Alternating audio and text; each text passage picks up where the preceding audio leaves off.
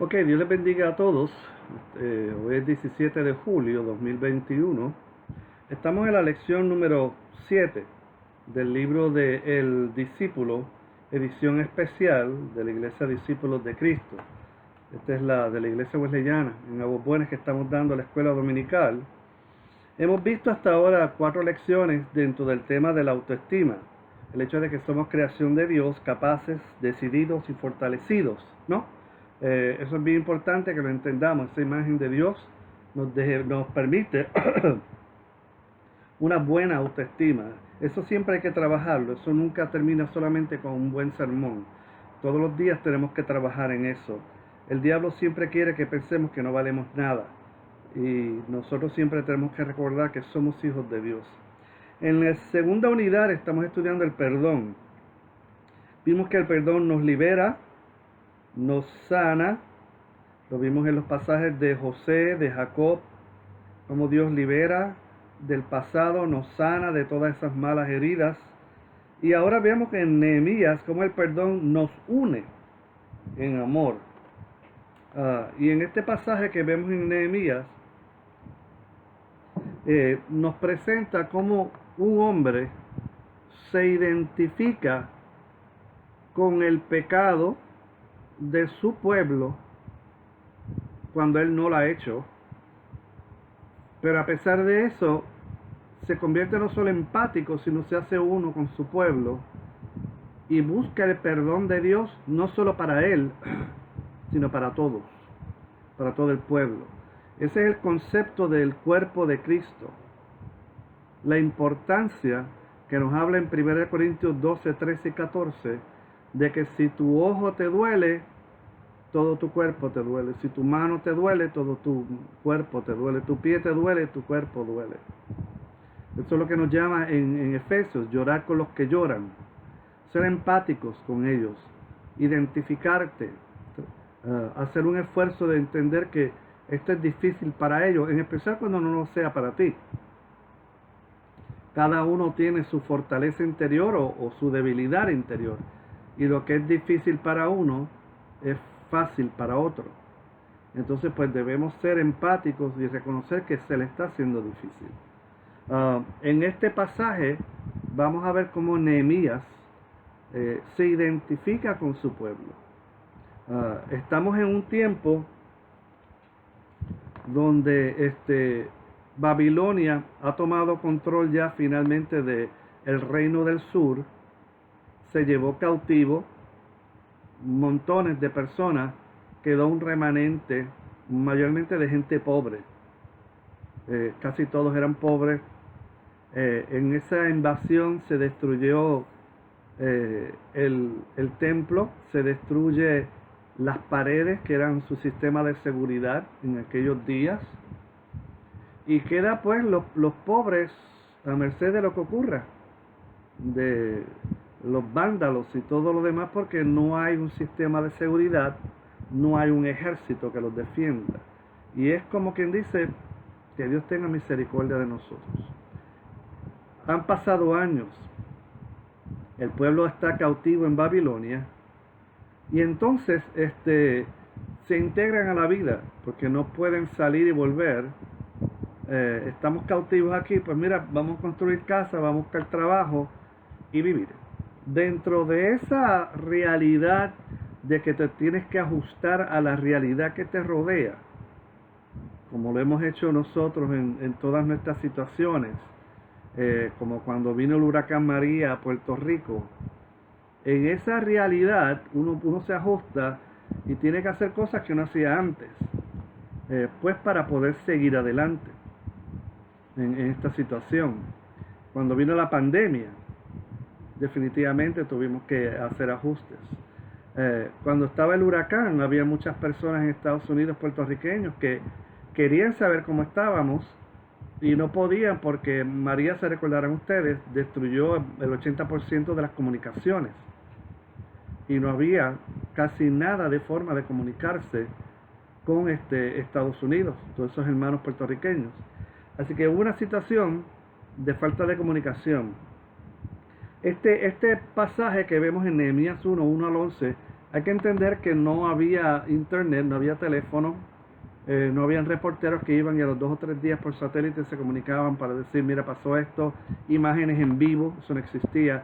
O sea, tú tenías un pueblo que vino, fue cautivo, pasaron años, recuerden que estuvieron 70 años en cautiverio, varios años, y pues no quedó alternativa más que ser parte de ellos y trabajar y ser parte del sistema. Y dentro de esa realidad que pasaron los años, que logran crear empleos, logran empezar a trabajar, uno de ellos, Nehemías, logra llegar a ser copero del rey. Que era la persona copero, era el que bebía el vino antes que el rey lo bebiera para estar seguro de que no estuviera envenenado. Era una posición peligrosa, pero estabas allá, al lado del rey. O sea que no era una posición de honor, si se puede decir así. O sea, estabas parado al lado del rey. Él no podía pedir vino sin que tú lo probaras. Y claro, había un elemento de riesgo de vida. Así que era un privilegio y un peligro a la misma vez. Pero ahí estaba Nehemías, había llegado a esa posición de tener que proteger la vida de un rey que no era el de él. ¿Qué sucede? Pues aquí entonces empieza el pasaje hablando sobre Nehemías. Y entonces Nehemías dice, palabras de Nehemías, hijo de Acalías, aconteció en el mes de Quisleu, en el año 20, que estando yo en Susa, capital del reino. Si miran al lado en el libro, verán que te lo ponen en un lenguaje más claro, ¿no? Esta es la historia de Nehemías, hijo de Acalías, en el año 20 del reinado de Artajerjes. En el mes de Quisleu, yo, Nehemías, estaba en la ciudadela de Susa, que era la capital de esa área, ¿no? Vino Ananí, uno de mis hermanos, con algunos hombres de Judá. Entonces les pregunté por los judíos que habían escapado, los que se habían salvado de la cautividad y estaban en Jerusalén. Observen la pregunta, observen el interés. ¿Qué hace un copero del rey preguntando por eso? Este no era un sacerdote. Este era un sacerdote del pueblo, un profeta del pueblo que quería saber la situación de sus hermanos. Este era un copero que llegó alto, pero no era un profeta, no era un sacerdote, no tenía una posición de velar por su pueblo. Eso nunca estuvo en su descripción.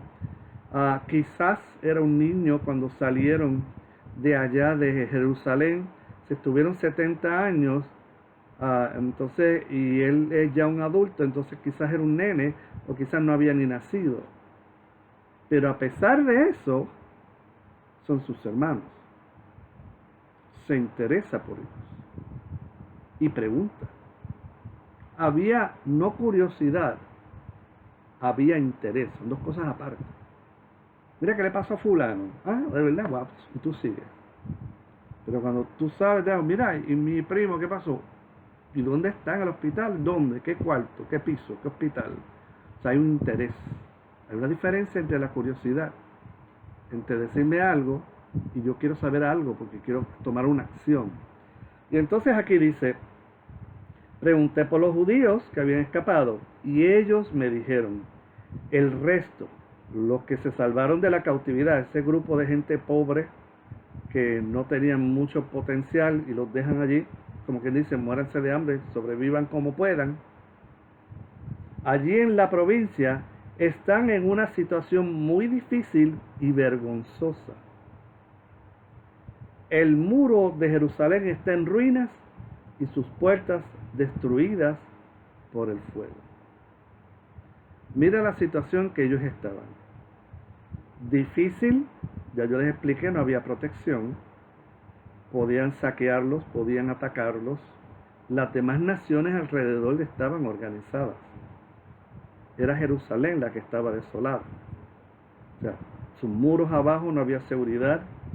La vergüenza de ser un pueblo derrotado, casi inexistente.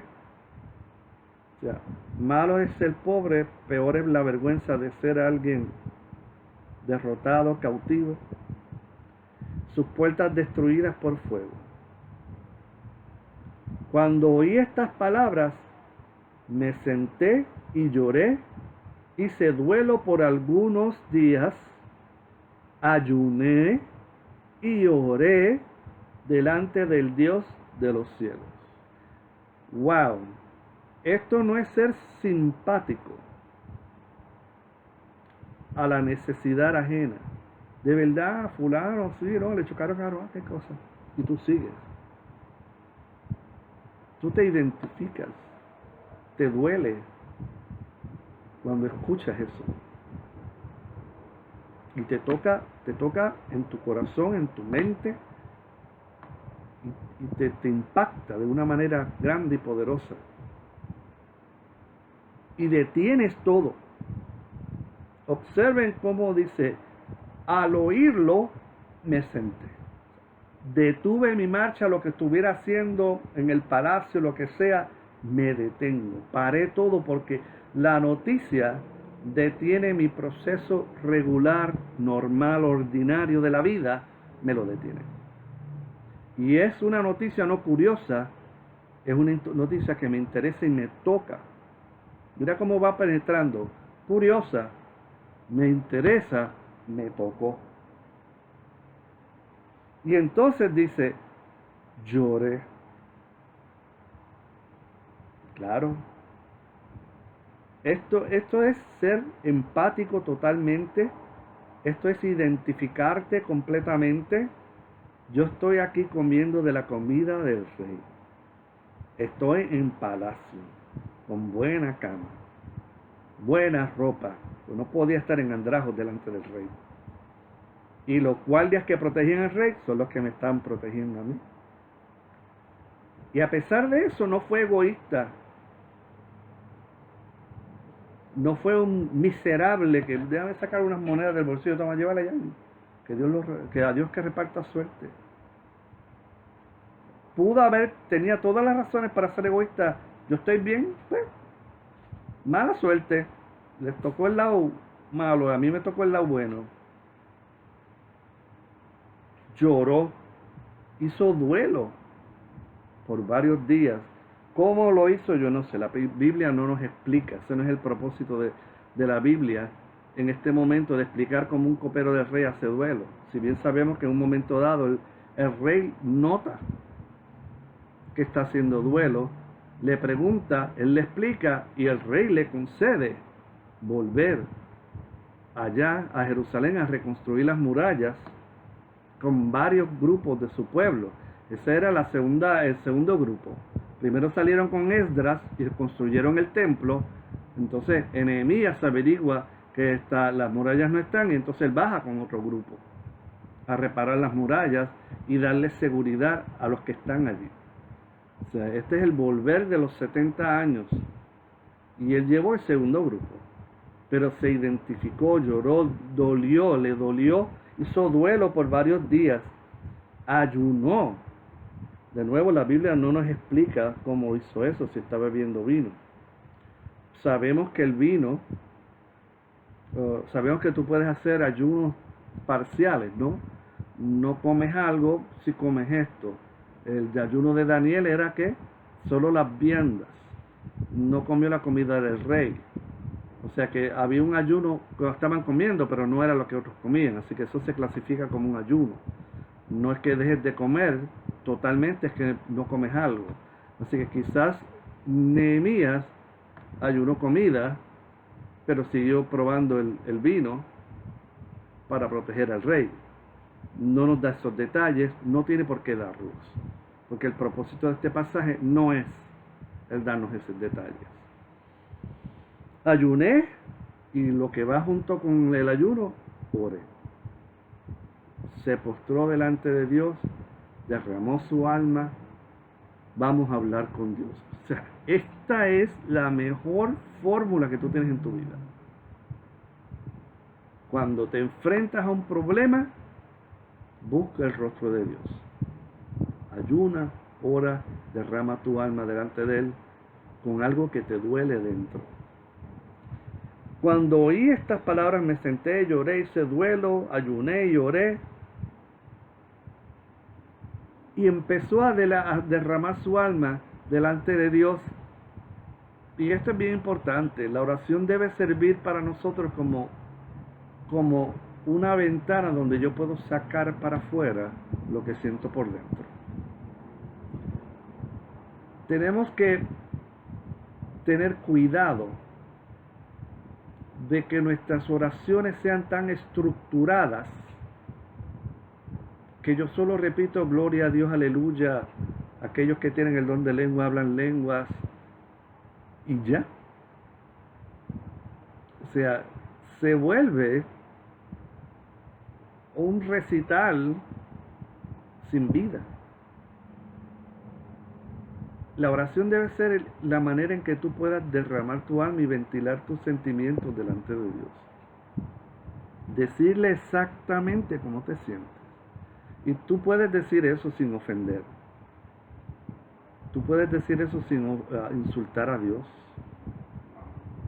Tú puedes decirle, me abandonaste. No, tú puedes decirle, Padre, me siento solo. Me siento solo.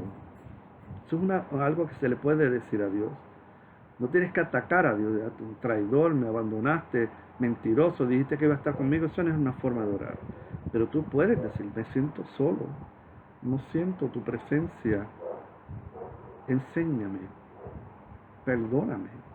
O sea, la oración es perfecta para saber decir eso. Y tú decirle, mira Padre, yo pensé que me ibas a sanar a mi hijo. Pensé que ibas a sanar a mi esposa, a mi esposo, a mi madre.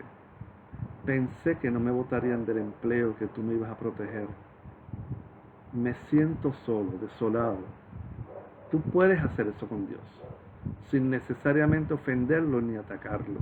Solamente sacando de adentro como tú te sientes, claro, y lo vamos a ver aquí, pero al mismo tiempo reclamando las promesas de Dios. Agarrándote de ellas, aun cuando el desastre vino y te tocó, el dolor te tocó, todavía puedes clamar a Dios a sus promesas. Porque Dios no siempre evita el dolor. A veces te lo permite para que madures con el dolor y después viene la redención, la salvación, la gracia de Dios, que a veces no es que te arregle el problema, es que te prepara, te hace que tu corazón madure y puedes enfrentar el dolor.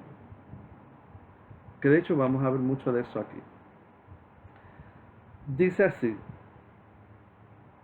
y le dije, versículo 5, te ruego Jehová, Dios de los cielos, y él sabe con quién está hablando, fuerte, grande, temible, que guardas el pacto y tienes misericordia de los que te aman y observan tus mandamientos. Él sabía con quién estaba hablando.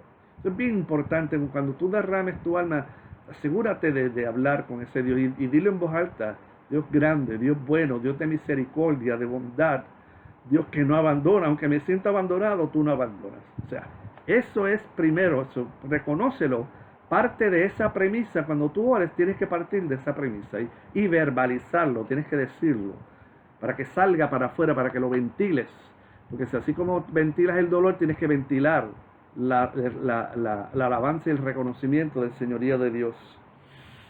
Esté ahora atento tu oído y abierto tus ojos para oír la oración de tu siervo, que hago ahora delante de ti día y noche. Hay oraciones que toman tiempo. Por los hijos de Israel, tus siervos. Wow. Empezó a interceder. Se paró en la brecha. Se paró en la brecha para interceder por el cuerpo, por los suyos, por sus hermanos. Y empezó a hacer algo que es tan importante que veamos. Confieso los pecados de los hijos de Israel. Mira cómo dice, hemos cometido contra ti. ¿Él los cometió? ¿O él se está identificando? Hemos pecado contra ti. somos pecadores. Se paró en la brecha y aquí, aunque Nehemías es un copero, está funcionando como si fuera un sacerdote, llevando los pecados de su pueblo. Y aunque no puede entrar en el Santísimo, en esa área santa y pura, está haciendo la función de un sacerdote al entrar en el Santísimo y presentar los pecados de su pueblo. Lo cual nos enseña que tú y yo podemos hacer lo mismo. Por no decir debemos hacer lo mismo. Y mira cómo lo afirma. Observa que él no dice, quizás hemos pecado. Observa que dice, confieso mis errores. Yo no tengo que confesarle ningún error a Dios. Yo sí debo confesar mis pecados. Y dice, sí, en forma afirmativa y categórica. Yo y la casa de mi padre hemos pecado. Eso es humildad. Eso es la verdadera mansedumbre, la verdadera. No es ser bobito, un nene bobo. O sea, eso es ser manso de Dios y decir, yo he pecado, hemos pecado. Y se presenta delante de Dios para que Dios lo escuche y dice, y mira cómo él define el pecado, no lo llama error, y no dice, quizás hemos hecho un pecadito. Verso 7. En extremo nos hemos corrompido contra ti y no hemos guardado los mandamientos, estatutos y preceptos que diste a Moisés, tu siervo. Cuando tú ores a Dios, no seas hipócrita. Dile a Dios exactamente lo que hiciste. Papito Dios, perdóname por estos errores de mi vida, esas cositas que no debía haber hecho, que las pude haber hecho mejor. Eso no es una oración de confesión.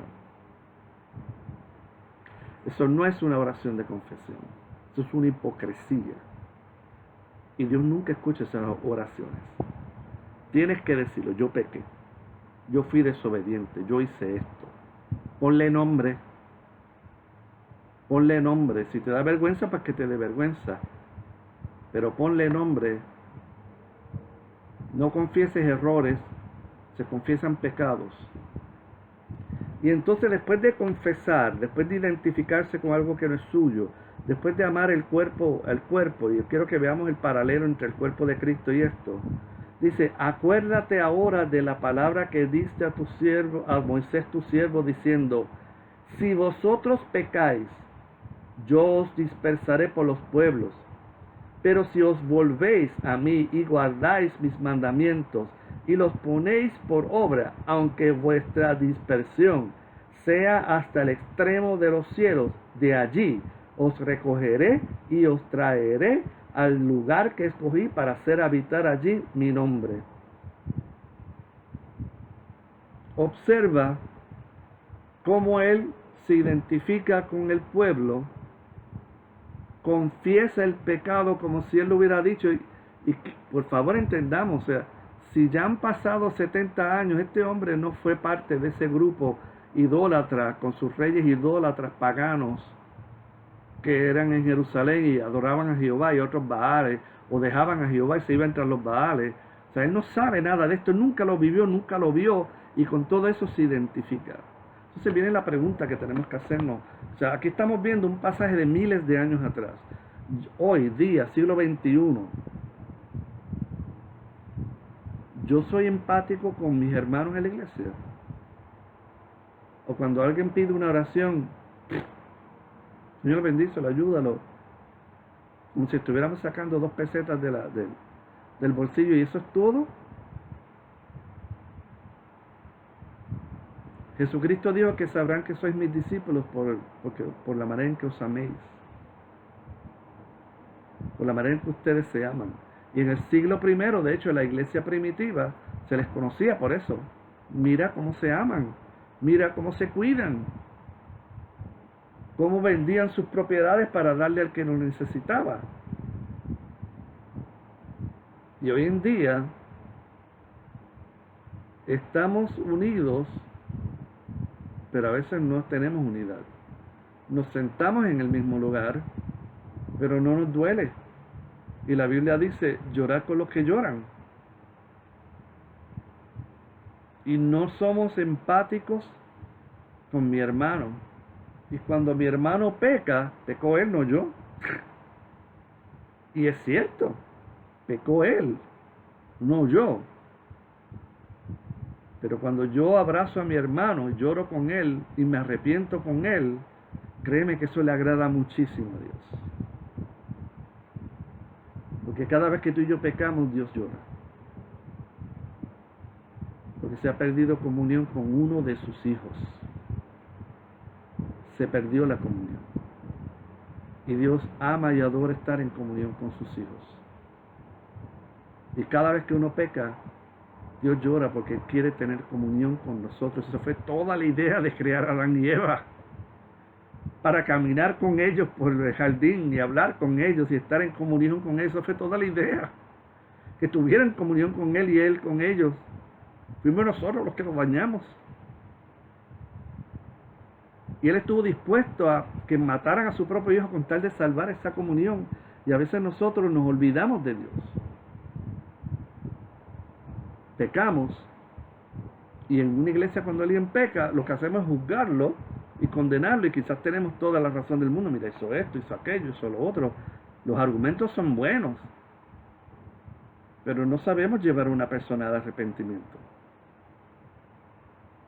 No queremos caminar con Él. No nos identificamos. A veces cuando hay un divorcio en la iglesia, definimos quién está bien y quién está mal. Ah, ella era una buena mujer, él no sirvió de nada, él no buscaba de Dios. Y en vez de estar llorando porque acaba de ocurrir un divorcio, adivina quién fue glorificado. Fue Dios. Cada vez que hay un divorcio de un cristiano, de una pareja cristiana, Dios llora. Y nosotros emitimos juicio. Este está en pecado, él le metió cuerno, aquella es una buena mujer. Y eso es todo. No lloras porque la cruz de Cristo ha sido ofendida, porque se escupió la cara del Espíritu Santo. No lloras. No eres empático. No te identificas con el cuerpo de Cristo, de que si la mano duele, me duele el cuerpo. Si el pie duele, me duele todo el cuerpo. Y si una pareja se divorcia, pues a mí me duele eso. Porque ahora nos parecemos al mundo. Somos como ellos, solo que estamos dentro de la iglesia. Y eso fue lo que llevó el juicio de Dios sobre Israel. Fueron como el mundo. Y Dios trajo a Babilonia para acabar con eso. Y Nehemías se identificó completamente. Hemos pecado, sí. Lo afirmó, sí. Yo soy pecador, somos pecadores. Yo estoy en el grupo. No soy más santo que ellos. Pablo decía que de los pecadores yo soy el primero. El apóstol San Pablo. De los pecadores yo soy el primero. Cuando ponen la fila de los pecadores, adivina quién está en el número 1. Cuando tú logras hacer eso, tú tienes una humildad bien grande. Tú te identificas con Dios, con un Dios santo. Y entonces cuando haces eso, puedes reclamar las promesas de Dios. Puedes decir como Nehemías, tú dijiste que nos ibas a castigar y lo cumpliste, pero también dijiste que si nos arrepentimos, tú perdonas. Y tú vas hasta el fin del mundo con tal de volver a unirnos, volver a rescatar la oveja perdida. Esa es la idea. Cuando hay arrepentimiento, nos buscas y nos unes y nos trae a tu presencia, que eso es lo que significa la tierra de Dios, la tierra de Israel, la tierra santa, y el templo era la presencia de, ese es el simbolismo detrás de ello. Volver a la tierra era volver a esa presencia del lugar de Dios. Y se hacía con la unidad de los hermanos. Muchos son los pasajes bíblicos que hablan sobre ayudar al pobre, a la viuda, al huérfano. Muchos. Nehemías se identificaba. A la iglesia primitiva se le dijo eso. La verdadera religión es la que atiende a los huérfanos y las viudas, o sea, aquella persona que no se puede ayudar, que no puede ayudarse solo, que quizás pecó, se lo buscó. Se buscó perder el trabajo porque pecó. ¿Y cómo tú lo tratas? Ay, tú te lo buscaste. Chávate. Toma 5 pesos y cómprate una comida. Para ti y tu familia. O sea, ¿qué es lo que estamos haciendo con el cuerpo de Cristo? Me duele, de verdad el pecado de mi hermano, me duele. A veces no se arrepienten y no vuelven, pero tú puedes orar a Dios. O eso es trabajo del pastor. Eso le toca al pastor. Orar por todo el mundo. Nos toca a todos porque somos el cuerpo de Cristo. O sea, este pasaje de Nehemías tiene un paralelo directo con nosotros en el siglo XXI, 20 y 21. Y es donde tenemos que buscar ese perdón de Dios. Ese perdón que nos sana, que nos restaura, que permite, ¿ves?, que nos une en el amor de Dios. El perdón de Dios permite que tú puedas unirte a tu hermano. Permite que cuando tú perdonas, se una a ti. Cuando tú confiesas el pecado de otro, nos unimos a orar. Crea unidad, una unidad espiritual, donde no necesariamente vamos a estar de acuerdo de qué color se pinta un baño, pero nos unimos para limpiar el baño y para pintarlo del color que sea. Eso es confesar y eso es recibir perdón. Eso es confesar por todos y unirnos con todos para ser unos en Cristo. Esa es la idea de este pasaje. Segunda de Crónicas, capítulo 7, versículo 14, lo dice así: si se humillare mi pueblo sobre el cual mi nombre es invocado, y oraren, y se convirtieren de sus malos caminos, entonces yo oiré desde los cielos, perdonaré su pecado y sanaré su tierra. Mucha de la corrupción que tenemos hoy en día en el gobierno, podríamos decir que es culpa de la iglesia, porque de verdad no hemos querido identificarnos con ellos, porque ellos no son cristianos, no van a la iglesia evangélica, no leen la palabra, son unos corruptos y pensamos que todos lo son, y no oramos por ellos, no oramos por el gobierno para que Dios les dé dirección y por lo menos haya temor de Dios aunque no sean cristianos. Nos alejamos de eso, nos alejamos de ese pecado y pensamos que no es asunto mío. Arrepiéntete tú y conviértete tú. Yo estoy bien, yo voy para el cielo, yo voy a la iglesia, yo estoy bautizado, y nos despegamos de ese problema. Y observa cómo en Segunda de Crónicas 7:14 se llama a un pueblo y se le dice que todo lo que está pasando en ese pueblo, sanar su tierra, viene por causa de la falta de confesión y arrepentimiento. ¿Y hasta qué punto nosotros queremos decir eso? ¿Cuántos cristianos de nosotros nos identificamos con estos senadores, representantes y gobernantes y venimos delante de Dios y decimos: perdónanos, Dios, perdónanos? Quiero leerles una oración que hizo Billy Graham cuando estaba vivo. Billy Graham oró esta oración: Padre Celestial, venimos delante de ti en este día para pedirte perdón y buscar tu dirección y orientación. Sabemos que tu palabra dice: ay de los que a lo malo dicen bueno. Pero eso es exactamente lo que hemos hecho. Hemos perdido el equilibrio espiritual y hemos invertido nuestros valores, se invirtieron. Hemos explotado al pobre y lo llamamos lotería. Hemos recompensado la vagancia y lo llamamos cupones. Hemos matado a nuestros niños antes de nacer y lo llamamos derecho a escoger. Hemos disparado contra los abortistas, los hemos matado y decimos que nuestra acción es justificable. Hemos renegado la disciplina de nuestros hijos y lo hemos llamado la construcción de la autoestima del niño. Hemos abusado del poder y lo llamamos política.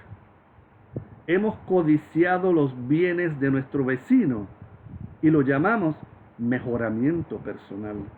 Hemos contaminado el aire con la blasfemia y pornografía y lo llamamos libertad de expresión. Hemos ridiculizado los sagrados valores de nuestros antepasados y lo llamamos iluminación. Oh Dios, escudriña nuestros corazones, límpianos del pecado y haznos libres. Amén. ¿Por qué Billy Graham tenía que orar eso? Si él nunca hizo nada de eso. ¿Por qué tenía que orar eso? Porque se identificó con el pueblo americano. Porque él es americano. Yo soy puertorriqueño y tengo que identificarme y venir delante de Dios y decirle, Padre, perdóname. Perdónanos por la corrupción que hay en el gobierno. Perdónanos, Padre, porque nuestros gobernantes ahora están diciendo que es bueno justificar toda la conducta inmoral, indecente, y todo eso es un derecho, todo eso es bueno, y se le clasifica como un derecho humano. No podemos condenar la pornografía porque es una libertad de expresión cuando todo el mundo sabe que está mal. Se blasfema contra tu nombre, se ataca a la iglesia y lo llaman libertad de expresión. Hemos pecado, yo no, o sí, o somos. Billy Graham se estaba identificando con el pueblo así como yo tengo que identificarme con el puertorriqueño. Dice, hemos ridiculizado los sagrados valores antepasados. Ahora una persona que está orgulloso de ser heterosexual, ya eso no tiene valor. Una persona que está orgulloso de ser hombre, eso no sirve. El que dice ser mujer, eso es lo correcto y se le llama iluminación.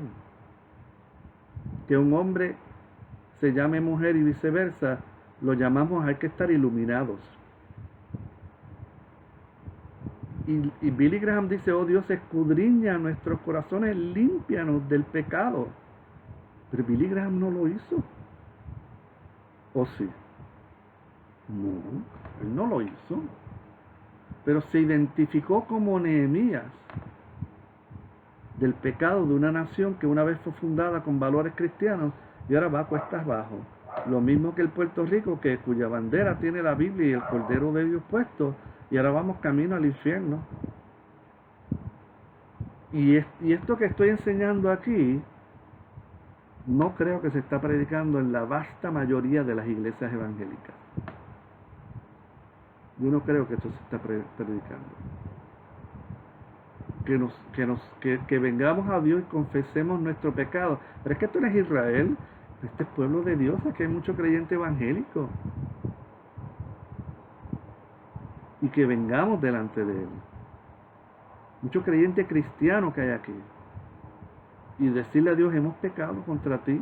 No son ellos y nosotros acá. Este pueblo ha pecado, perdónanos. Si se humillare mi pueblo, los cristianos, sobre cual mi nombre es invocado, y confesaren sus pecados, se arrepintieren, se volvieren de sus malos caminos. Aún nosotros los cristianos tenemos que volvernos de nuestros malos caminos porque hemos hecho de nuestra vida religiosa una rutina, un hábito, y no la queremos romper. Y no nos damos cuenta que a veces nuestra vida espiritual se hundió hace mucho tiempo y solo quedan los hábitos, como en el monje. Le queda el hábito, pero por dentro a veces no hay moral. Lo mismo nos pasa a nosotros, con nuestros coritos, nuestros cultos. Y no nos damos cuenta que se nos muere la sociedad y no oramos por ella, no hacemos nada por ella. Reprendemos los demonios, el Señor reprenda al diablo. Y pensamos que esa oración es correcta y quizás tiene valor, yo no digo eso está mal. Hay que reprender el Señor reprenda al diablo. Pero me identifico con un Puerto Rico que se hunde o eso no es problema mío. Nehemías no pensó eso. Billy Graham no pensó eso. Y termina diciendo, ellos pues son tus siervos y tu pueblo, los cuales redimiste con tu gran poder y con tu mano poderosa. Y viene la petición. Te ruego, Jehová, que esté ahora atento tu oído a la oración de tu siervo y a la oración de tus siervos. Hay más gente orando. Quienes desean reverenciar tu nombre, rendirte culto siempre, en todo momento. Reconocer con quién estás hablando y mira, Padre, en toda gloria. Confesar mi pecado. Yo soy pecador, somos pecadores, pero reconocemos que tú eres el Señor de señores, Rey de reyes. concede ahora buen éxito a tu siervo y dale gracia delante de aquel hombre, porque se iba a presentar delante del rey, a pedir poder salir con el pueblo. Los esclavos, en cierta manera estaba pidiendo la liberación de esos esclavos para volver a la tierra, en su segundo viaje. En aquel entonces servía yo de copero del rey. Pidió perdón. Al pedir perdón por todos, yo me uno. Al pedir perdón por todos, yo soy uno. Con el cuerpo, me duele su dolor. Hablo de la iglesia, hablo de Puerto Rico. Padre, perdónanos porque nos hemos corrompido. Y eso se ha vuelto una norma. Y no puedo decir que es culpa de ellos porque yo soy el que estoy votando por ellos. Yo soy el que los ponga en poder. Y a veces no escribo una carta ni siquiera diciendo lo que están haciendo está mal. Entonces es que no va a hacer nada, pero el cristiano debe expresarse de alguna manera. La oración es la primera. La oración pidiendo perdón por Puerto Rico y pidiendo que Dios traiga un verdadero avivamiento a la iglesia y después a la nación, al pueblo, a los gobernantes, para que si no se conviertan y si no se convierten que tengan temor de Dios. Y así podemos hacer una oración de perdón unidos. Esa oración Dios la escucha porque escuchó a Nehemías. Y Dios le dio gracia para hacer lo que tenía que hacer. Y Dios nos llama a orar contra esta corrupción que hay en este gobierno, pero tenemos que confesarlo, lo hemos dejado pasar. Y hasta a veces somos parte de ella. Y tenemos que confesar el pecado y pedir perdón para que Dios sane esta tierra. Y a veces tenemos que orar y pedir perdón para que sane nuestra iglesia y evangélica, creyente. Y a veces hay que confesar y pedir perdón para que Dios sane nuestra iglesia local, la Wesleyana de Aguas Buenas. Esa oración, créeme que Dios le presta mucha atención. Y Dios hace cosas grandes en la mente de un hombre que sabe orar por su hermano, por su pueblo, por su gobernante. La visión de ese hombre y de esa mujer se expande y pasa más allá del papito Dios, ayúdame a conseguir un televisor más grande, una ropita buena. O sea, nuestras oraciones egoístas, inmaduras, se convierten en poderosas oraciones cuando empezamos a ver el todo, no el yo, ver a mis hermanos en la iglesia, ver la iglesia evangélica y ver el pueblo de Puerto Rico y la nación americana con que estamos unidos. Para, como Billy Graham pidió, perdónanos y sálvanos. Esa es la oración. Esa oración de pedir perdón une. Y esa unidad fortalece. Y esa fortaleza me hace a mí crecer y madurar. Dios les bendiga a todos.